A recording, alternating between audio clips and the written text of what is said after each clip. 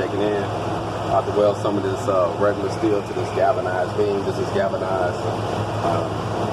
So I hit a little piece of at the bottom with a grounder just to knock a little bit of the paint off, but didn't do too much. But I want you to see how this galvanized is popping.